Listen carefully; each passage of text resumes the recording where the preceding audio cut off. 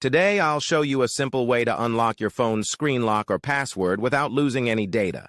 The best part? It's free and easy, even if you're not a tech expert. Just follow these steps, and you'll be able to unlock any phone hassle-free. Let's get started. You can unlock your phone's screen lock or password using a special code.